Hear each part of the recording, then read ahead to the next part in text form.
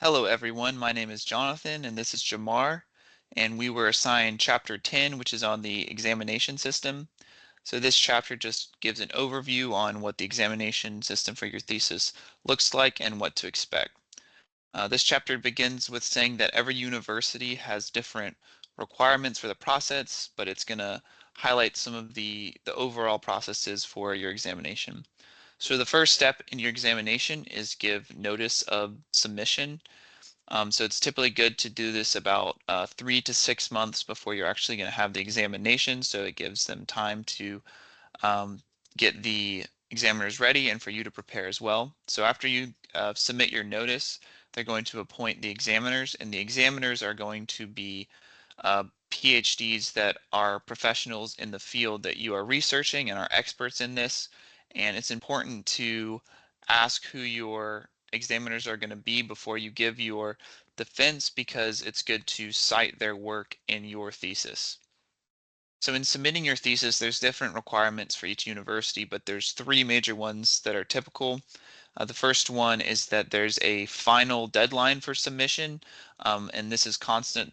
This is given when you start your PhD. The second requirement is that there's a maximum length for your thesis, so you need to make sure to stay under that. And then the third requirement is that it is written in appropriate academic English.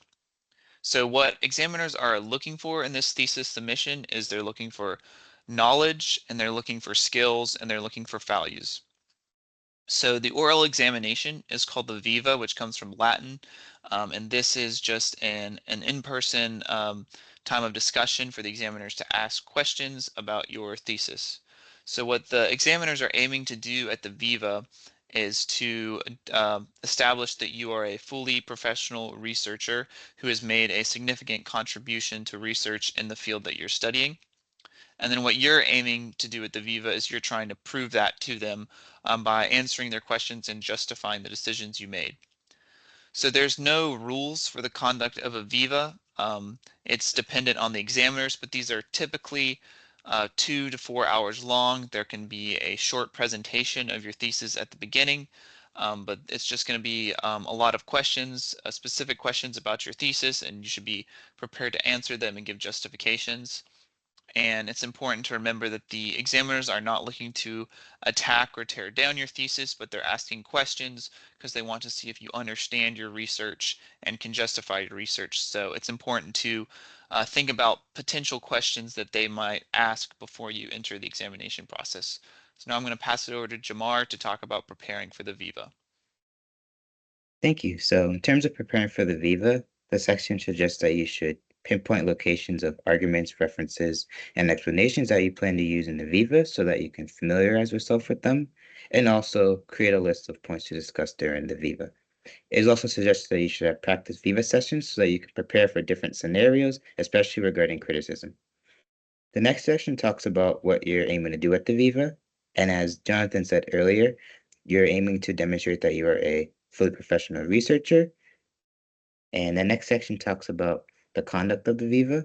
And as Jonathan said earlier, you first outline the main contributions of your thesis and then answer questions from the evaluators, usually in a span of 2 to 4 hours. And the next section talks about the results of the examination. There are usually four results that could result from the examination. The first one is that the PhD is awarded immediately. The next result could be that you could pass with minor corrections that usually take about a month to complete. A third scenario could be a referral or major corrections, which usually takes 6 to 12 months to complete. And the last scenario could be a resubmission, which usually takes more than a year to complete. The next section talks about what you should do after the Viva, and the section should just say you should take a break from all the hard work you've been putting into your thesis for the past few years. And once you get back to working and revising your thesis, you should break down the comments from the evaluators into tasks. And the last section talks about appealing an examiner's decision. And the section suggests that you should look at the university procedures and take advice from the student union and also make it clear what resolution you're seeking. And if you're unsatisfied with your appeal, you can go to the Office of the Independent Adjudicator for Higher Education. And this is a summary for Chapter 10 of How to Get a PhD.